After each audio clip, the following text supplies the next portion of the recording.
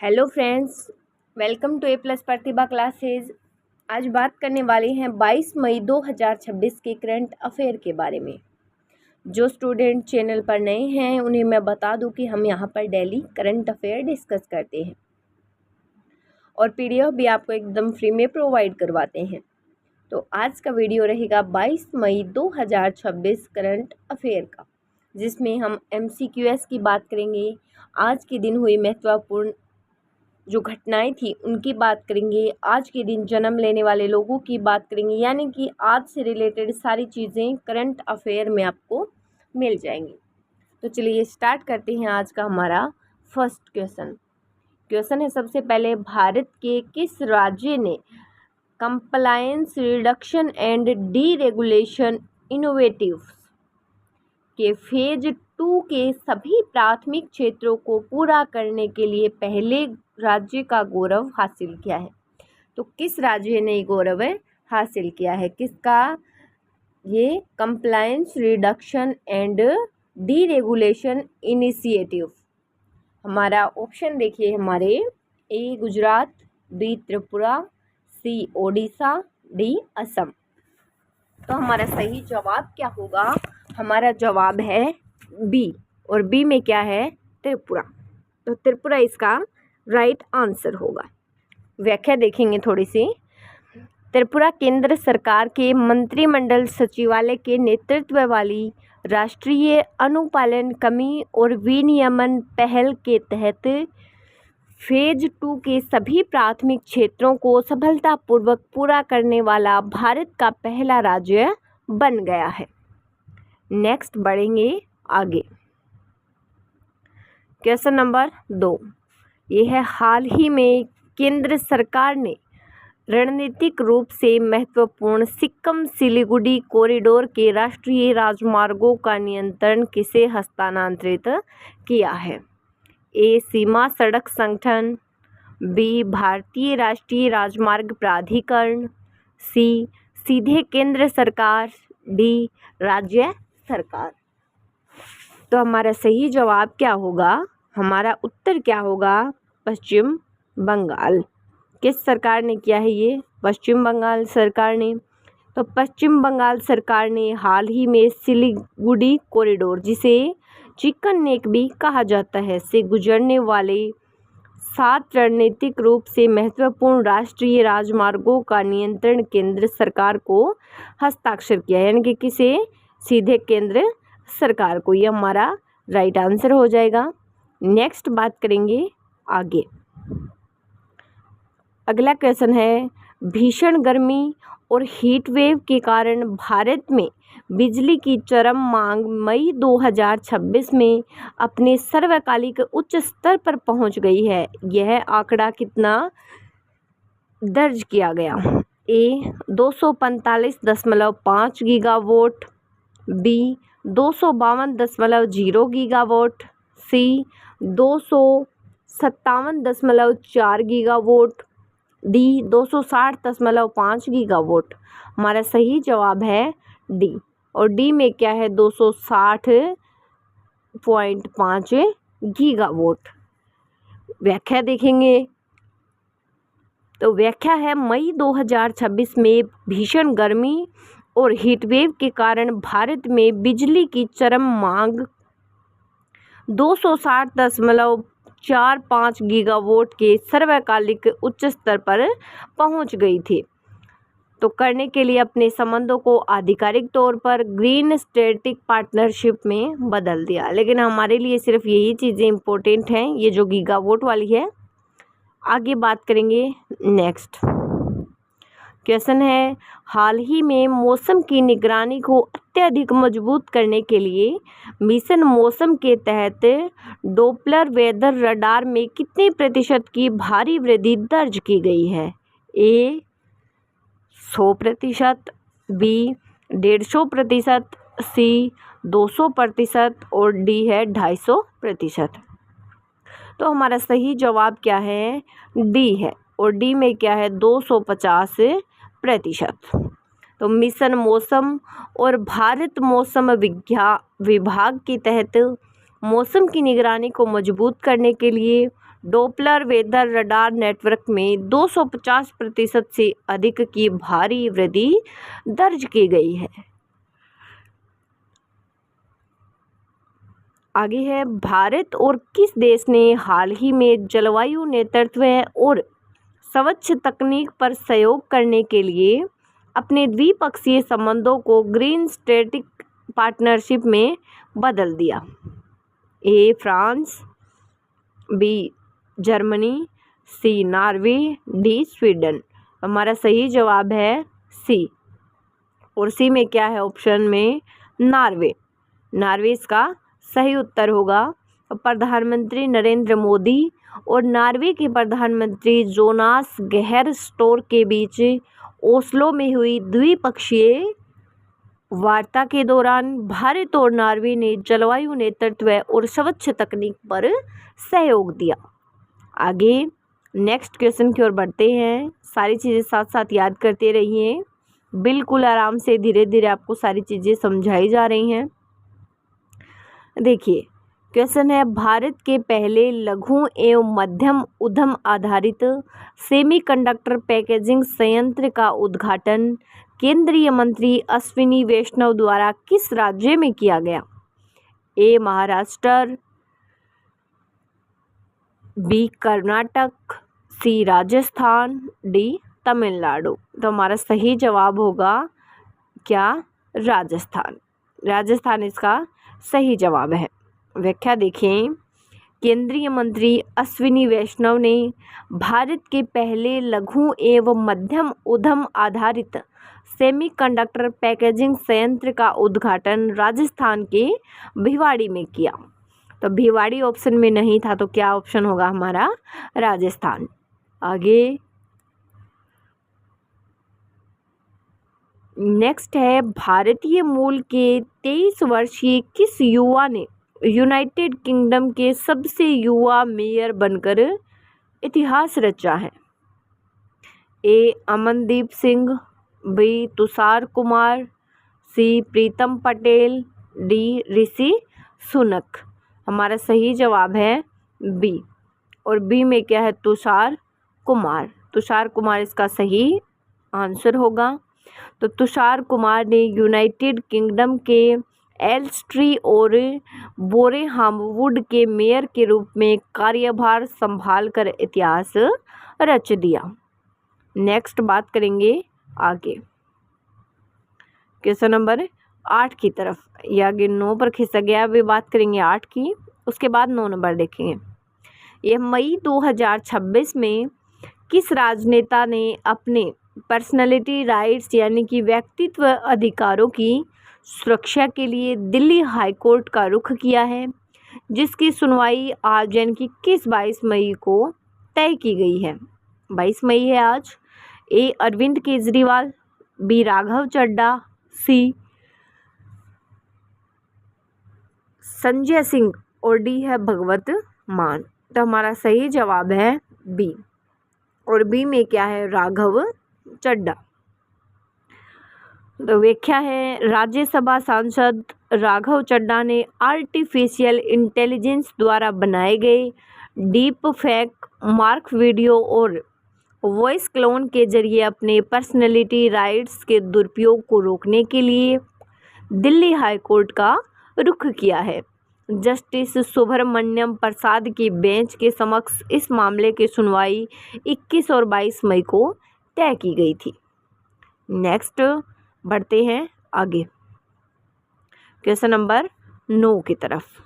ये हाल ही में supreme court ने किस नीति को संशोधित करते हुए रेबीज से पीड़ित या अत्यधिक आक्रामक आवारा कुत्तों को आश्रय गृहों में रखने की अनुमति दी है? ए डॉग रेस्क्यू नियमावली 2025, बी है प्रिवेंशन ऑफ जो क्रूरता act, C animal birth control rules, D है अर्बन स्ट्रे मैनेजमेंट पॉलिसी। तो हमारा सही जवाब है सी। और सी में क्या है? Animal birth control rules.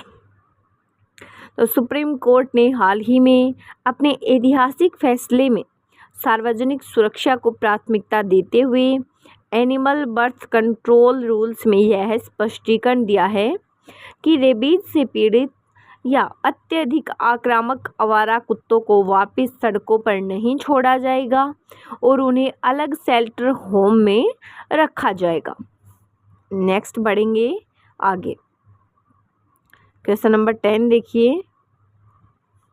यह प्रसिद्ध वाहन निर्माता कंपनी होंडा कोर्स इंडिया द्वारा अपनी बहुप्रतीक्षित और नई ZR-V को भारत में किस तारीख को आधिकारिक रूप से लॉन्च किया जा रहा है? ए 21 मई 2026, बी 22 मई 2026, सी 25 मई 2026 और डी है 28 मई 2026। हमारा सही जवाब है बी। और बी में क्या है? 22 मई 2026 इसका सही जवाब है।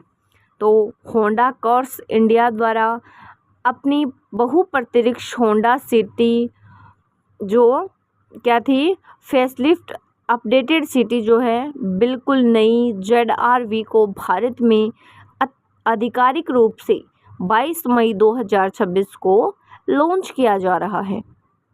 आगे बढ़ेंगे अगले क्वेश्चन की तरफ। क्वेश्चन है हमारा, IPL 2026 के हालिया मुकाबले में कोलकाता नाइट राइडर्स ने किस टीम को हराकर प्लेऑफ की राह आसान की है? A Chennai Super Kings, B Rajasthan Royal, C Mumbai Indians, D Royal Challenge Bengaluru. तो हमारा सही जवाब है सी। और सी में क्या है? मुंबई इंडियंस। तो IPL 2026 के एक हालिया मुकाबले में कोलकाता नाइट राइडर्स ने मुंबई इंडियंस को 4 विकेट से हराकर प्लेऑफ की अपनी उम्मीदों को जिंदा रखा है। आगे बढ़ेंगे अगले क्वेश्चन की तरफ। अगला क्वेश्चन क्या कह रहा है? Question number 12। 22 मई 2026 को आंध्र प्रदेश के रायलसीमा क्षेत्र में राज्य की एकीकृत स्वच्छ ऊर्जा नीति 2024 के तहत किस ऐतिहासिक परियोजना को आधिकारिक रूप से चालू किया गया है? ए भारत का पहला तैरता हुआ सौर संयंत्र, बी आंध्र प्रदेश की पहली एकीकृत स्वच्छ ऊर्जा परियोजना, सी देश का सबसे बड़ा हरित हाइड्रोजन हब और डी दक्षिण भारत का पहला परमाणु ऊर्जा स्टेशन। तो हमारा सही जवाब है बी। और बी में क्या है? आंध्र प्रदेश की पहली एकीकृत स्वच्छ ऊर्जा परियोजना। व्याख्या देखें थोड़ी सी।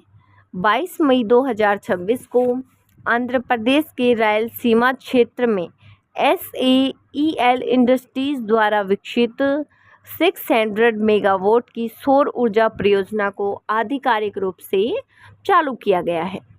नेक्स्ट बढ़ेंगे अगले क्वेश्चन की तरफ। Question number 13। 22 मई 2026 को यूरोपीय संघ और किस देश के बीच व्यापार और रणनीतिक संबंधों को मजबूत करने के लिए एक हाई प्रोफाइल त्रिपक्षीय शिखर सम्मेलन आयोजित किया गया है? ए भारत और ब्राज़ील, बी यूरोपीय परिषद, यूरोपीय आयोग और मैक्सिको, सी कनाडा, अमेरिका और मैक्सिको, डी ब्रिटेन, फ्रांस और मैक्सिको। तो हमारा सही जवाब होगा बी। और बी में है यूरोपीय परिषद, यूरोपीय आयोग और मैक्सिको। ये हमारा राइट आंसर होगा। व्याख्या देखेंगे थोड़ी सी इसकी। तो 22 मई 2026 को मैक्सिको सिटी में आयोजित यूरोपीय संघ मैक्सिको शिखर सम्मेलन के दौरान व्यापार और रणनीतिक संबंधों को मजबूत करने के लिए त्रिपक्षीय बैठक हुई।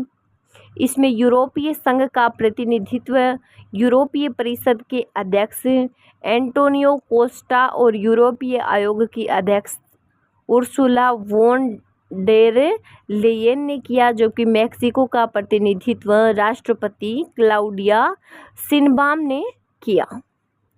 तो ये प्रतिनिधित्व पता चल गया। इसका किसने किया है। नेक्स्ट बात करेंगे अगले क्वेश्चन की तरफ।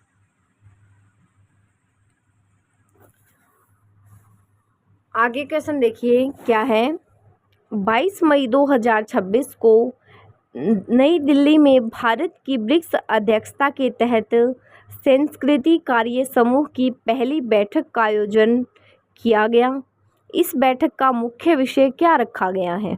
ए, culture of global integration. C, building and reliance innovation cooperation and sustainability. C, safeguarding digital culture heritage. D, share history and future harmony. हमारा सही जवाब है बी। तो ब्रिक्स की अध्यक्षता के तहत कल्चर वर्किंग ग्रुप की जो बैठक थी उसकी थीम क्या रखी गई। Building and reliance innovation cooperation and sustainability. ये हमारा सही जवाब होगा। आगे बात करेंगे अगले क्वेश्चन की। Question number 15। क्वेश्चन नंबर 15 हम पहले एक बार देख चुके हैं। तो भारत के किस उत्तर पूर्वी ने जो compiles reduction and deregulation innovatives के तहत प्राथमिकता वाले क्षेत्रों को 100% पूरा करने पर देश में शीर्ष स्थान हासिल किया है। तो वो स्थान हासिल किसने किया है। त्रिपुरा ने किया है। थोड़ी सी व्याख्या देखेंगे इसकी। तो त्रिपुरा केंद्र सरकार की compiles reduction and deregulation innovative phase 1 और फेज 2 के तहत सभी 51 प्राथमिकता वाले क्षेत्रों को 100% पूरा कर देश भर में शीर्ष स्थान हासिल किया है। राज्य ने अपने प्रशासनिक ढांचे में सुधार करते हुए व्यवसाय करने में आसानी और ई गवर्नेंस को बढ़ावा देने के लिए यह ऐतिहासिक उपलब्धि प्राप्त की है। विस्तृत जानकारी डीडी न्यूज चैनल पर भी उपलब्ध है। आगे बात करेंगे, लेकिन हमें इतना ही इम्पोर्टेंट है, एग्जाम में इससे ज़्यादा नहीं पूछा जाएगा इस क्वेश्चन में। आगे है, हाल ही में केंद्र सरकार ने राष्ट्रीय सुरक्षा और कनेक्टिविटी को ध्यान में रखते हुए रणनीतिक रूप से संवेदनशील सिक्किम सिलीगुड़ी कॉरिडोर के राष्ट्रीय राजमार्गों का प्रबंधन सीधे किसे हस्तांतरित किया है। तो ये सीधा हस्तांतरित कैसे किया है ये पूछा गया है। ए, पश्चिम बंगाल सरकार को। बी, सीमा सड़क संगठन को। ये क्वेश्चन हम पहले भी देख चुके हैं। तो हमारा सही जवाब क्या होगा, केंद्रीय मंत्रालय को। सीधा केंद्रीय मंत्रालय को होगा। आगे बात करेंगे नेक्स्ट क्वेश्चन की तरफ। चलिए बढ़ते हैं अगले क्वेश्चन की तरफ। क्वेश्चन नंबर 17 ये है, सुप्रीम कोर्ट ने हाल ही में एनिमल बर्थ कंट्रोल रूल्स में बड़ा संशोधन करते हुए 22 मई 2026 से आक्रामक और किस बीमारी से पीड़ित आवारा कुत्तों को अनिवार्य रूप से शेल्टर होम में रखने की अनुमति दी है। अलग तरीके से पूछा गया है अब की बार। A, parvovirus. B, canine distemper. C, rabies. D, bird flu. तो हमारा सही जवाब है रेबीज। ये डिस्टेंपर भी गलत है, हमारा राइट आंसर सी होगा इसमें, रेबीज। तो स्ट्रे डॉग्स पर सुप्रीम कोर्ट का बड़ा फैसला। सुप्रीम कोर्ट ने कहा है कि रेबीज से संक्रमित या बेहद खतरनाक आवारा कुत्तों के मामलों में लोगों की सुरक्षा को प्राथमिकता देते हुए जरूरत पड़ने पर दया मृत्यु जैसे कदम उठाए जा सकते हैं। आगे बात करेंगे, क्वेश्चन है 18। मशहूर वैश्विक वाहन निर्माता कंपनी होंडा कार्स इंडिया ने भारतीय ऑटोमोबाइल बाजार में अपनी पकड़ मजबूत करने के लिए 22 मई 2026 को कौन सी बहुप्रतीक्षित गाड़ियों आधिकारिक रूप से लॉन्च की हैं। तो ये क्वेश्चन हम पहले देख चुके हैं। तो हमारा राइट आंसर सीधा क्या है, होंडा सिटी फेसलिफ्ट और नई ZR-V। लेकिन ये थोड़ा सा अलग तरीके से पहले पूछा गया था, अब इसका तरीका थोड़ा सा अलग है। व्याख्या देखते हैं, सीधा इसकी व्याख्या की बात करेंगे। तो व्याख्या देख लो, होंडा कार्स इंडिया ने भारतीय ऑटोमोबाइल बाजार में अपनी पकड़ मजबूत करने के लिए 22 मई 2026 को अपनी लोकप्रिय सेडान का नया मॉडल होंडा सिटी फेसलिफ्ट और बिल्कुल नई प्रीमियम एक्सयूवी होंडा ZR-V को आधिकारिक रूप से लॉन्च किया है। नेक्स्ट बढ़ेंगे अगले क्वेश्चन की तरफ। क्वेश्चन नंबर 19 ये है 22 मई 2026 को गृह मंत्रालय द्वारा लद्दाख के नागरिक संगठनों को कारगिल डेमोक्रेटिक अलायंस के साथ राजनीतिक संवाद प्रक्रिया दोबारा शुरू की जा रही है। इनकी 4 सूत्रीय मांग में कौन सा मुद्दा शामिल नहीं है? यानी कि जो 3 ऑप्शन हैं वो शामिल हैं और एक ऐसा है जो उनकी 4 सूत्रीय मांग में शामिल नहीं है। ऑप्शन ए, लद्दाख को पूर्ण राज्य का दर्जा देना। बी, भारतीय संविधान की 6ठी अनुसूची में शामिल करना। सी, लद्दाख के लिए एक विशिष्ट लोक सेवा आयोग बनाना। और डी, लद्दाख को एक स्थायी सैन्य छावनी क्षेत्र घोषित करना। तो डी इसका गलत जवाब है कि डी उन 4 सूत्रीय मांगों में नहीं है। बाकी जो लद्दाख नागरिक संगठनों की जो मुद्दा है, जो 4 सूत्रीय उनकी मांग है, उनमें एक कहा गया कि लद्दाख को पूर्ण राज्य का दर्जा होना चाहिए, भारतीय संविधान की 6ठी अनुसूची में शामिल इसे करना चाहिए और संविधान ये लद्दाख के लिए विशिष्ट लोक आयोग का गठन भी होना चाहिए और एक और है लेकिन ये नहीं है। ऑप्शन 4, लद्दाख के नागरिक संगठनों और कारगिल डेमोक्रेटिक अलायंस के तहत 4 सूत्रीय एजेंडे में लद्दाख को एक स्थायी सैन्य छावनी के रूप में घोषित करना शामिल नहीं है। नेक्स्ट बात करेंगे आगे क्वेश्चन नंबर 20 की तरफ बढ़ते हैं। तो क्वेश्चन नंबर 20 है, हाल ही में रक्षा मंत्री राजनाथ सिंह ने अपनी दक्षिणी कोरिया यात्रा के दौरान किस विशेष समझौते पर हस्ताक्षर किए हैं जिसे मई 2026 की बड़ी रणनीतिक उपलब्धि माना जा रहा है? ए, द्विपक्षीय व्यापार और आर्थिक सहयोग नीति। बी, रक्षा और साइबर सुरक्षा सहयोग समझौता। सी, दोनों देशों के बीच परमाणु ऊर्जा सहयोग संधि। और डी है हिंद महासागर क्षेत्र में संयुक्त नौसेना बेस समझौता। तो हमारा सही जवाब है बी। और बी में क्या है? रक्षा और साइबर सुरक्षा सहयोग समझौता। ये हमारा सही जवाब होगा, बिल्कुल राइट आंसर। आगे बात करेंगे क्वेश्चन नंबर 21 की। क्वेश्चन नंबर 21 क्या है कि 22 मई 2026 की अपडेट के अनुसार कि भारत किस उत्तर पूर्वी राज्य में 12 मित्र देशों के साथ मिलकर बहुपक्षीय सैन्य अभ्यास प्रगति 2026 की मेजबानी कर रहा है? ए, असम।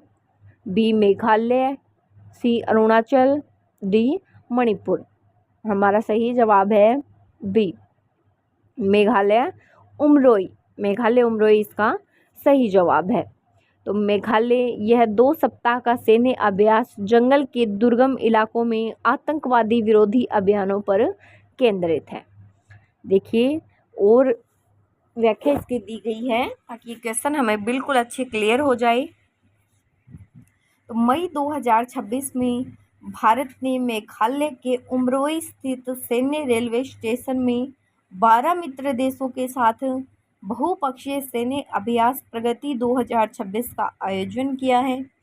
इस अभ्यास का मुख्य उद्देश्य आतंकवाद विरोधी अभियानों के लिए सेनाओं के बीच समन्वय और रणनीतिक साझेदारी को मजबूत करना है। नेक्स्ट बढ़ते हैं अगले क्वेश्चन की तरफ। Question number 22। क्वेश्चन नंबर 22 है, सैन्य अभ्यास प्रगति 2026 के दौरान भारत अपनी किस वैश्विक पहल के तहत स्वदेशी रक्षा उपकरणों का प्रदर्शन कर रहा है? क्वेश्चन समझ लो।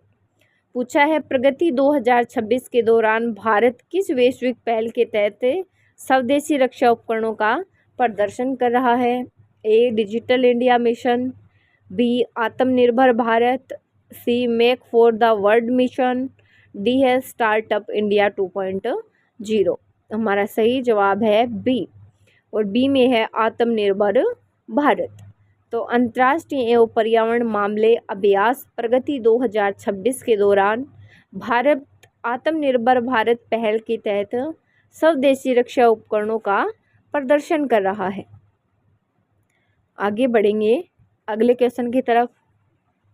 क्वेश्चन नंबर 23 ये है, हाल ही में किस प्रसिद्ध देश ने भारत के महत्वाकांक्षी शुक्र मिशन शुक्रयान में आधिकारिक तौर पर शामिल होने की घोषणा की है? किस में शामिल होने की? शुक्रयान में शामिल होने की।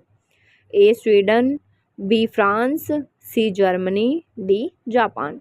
हमारा सही जवाब है ए, और ए में क्या है? स्वीडन। स्वीडन इसका राइट आंसर होगा। स्वीडन ने आधिकारिक तौर पर भारत के आगामी शुक्र मिशन में शामिल होने की घोषणा की है।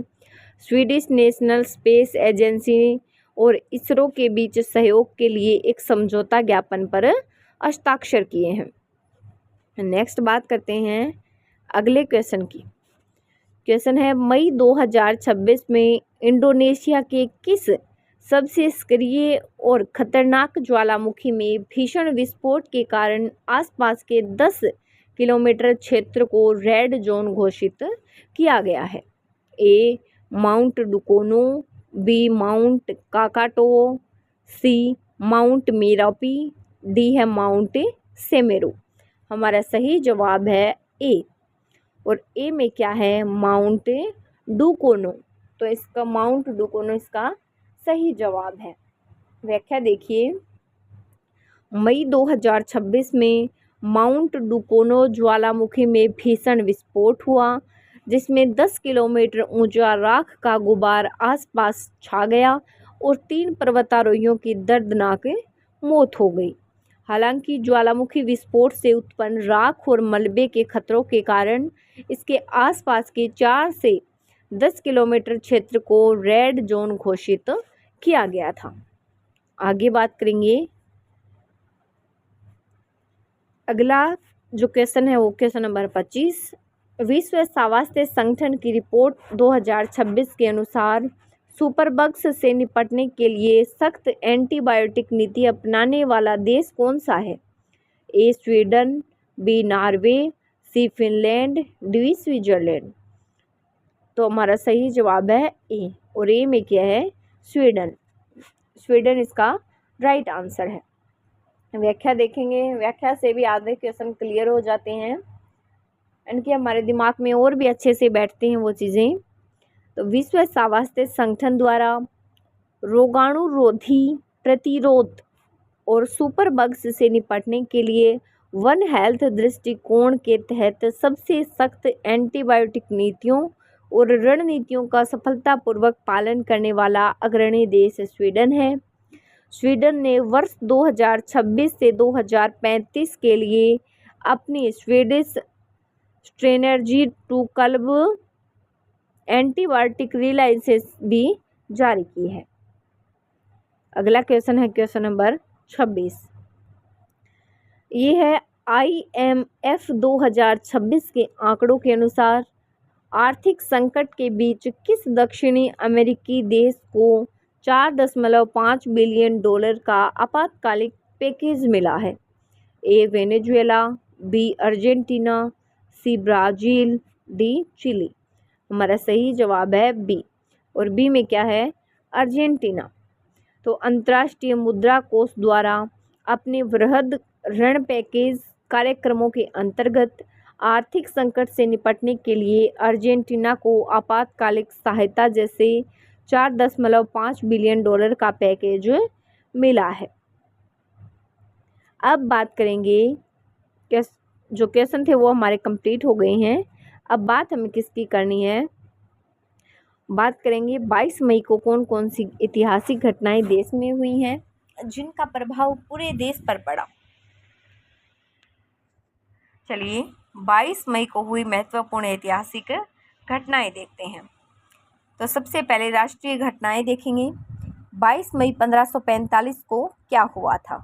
शेरशाह सूरी, जिसने सूर साम्राज्य की स्थापना की थी, कि कालिंजर किले के एक तोप के गोले फटने से मृत्यु हो गई। यानी कि किसकी मृत्यु हुई? शेरशाह सूरी की। आगे है 22 मई 1772, भारतीय पुनर्जागरण के अग्रदूत और आधुनिक भारत के जनक राजा राम मोहन राय का जन्म हुआ। फिर है 22 मई 1984 को क्या हुआ?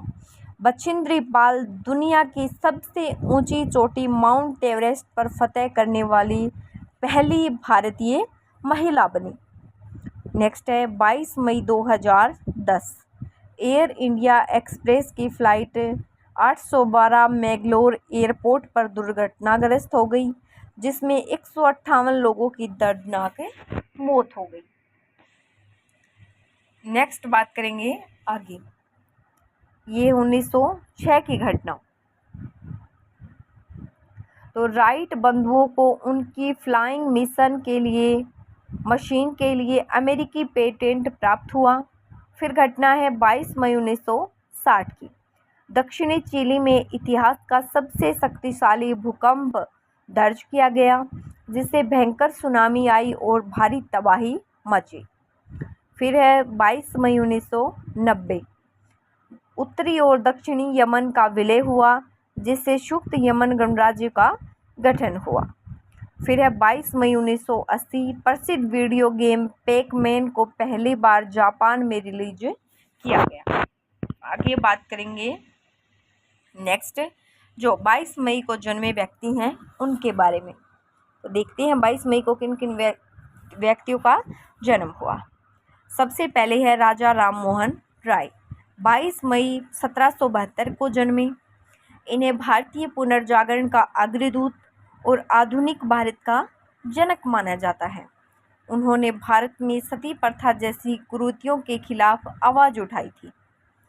फिर है 22 मई 1859, सर आर्थर कॉनन डॉयल, ये प्रसिद्ध जासूसी चरित्र शर्लक होम्स के रचयिता और महान स्कॉटिश लेखक थे। फिर है गामा पहलवान, इनका जन्म हुआ 1878। तो गुलाम मोहम्मद बख्श भट्ट, जिन्हें द ग्रेट गामा के नाम से भी जाना जाता है, वे आजीवित विश्व चैंपियनशिप पहलवान थे। आगे बात करेंगे नेक्स्ट है देवदास गांधी, जन्म हुआ 1900 में। तो ये महात्मा गांधी के सबसे छोटे पुत्र थे, जो एक प्रसिद्ध पत्रकार और स्वतंत्रता सेनानी बने। फिर है 22 मई 1959, महबूबा मुफ्ती, ये जम्मू कश्मीर की पूर्व मुख्यमंत्री और राजनेत्री हैं। फिर है 22 मई 1925, मदन लाल मधु, हिंदी और रूसी साहित्य के आधुनिक सेतु निर्माताओं में प्रसिद्ध साहित्यकार। नेक्स्ट 22 मई इनके आज के दिन निधन हुए, उनकी बात करेंगे। तो 22 मई 1545, शेरशाह सूरी का निधन हुआ, जो भारत में सूर साम्राज्य के संस्थापक और महान योद्धा थे। फिर है 22 मई 2011, गोविंद चंद्र पांडे का निधन हुआ, जो 20वीं सदी के संस्कृतज्ञ और सौंदर्य शास्त्री रहे।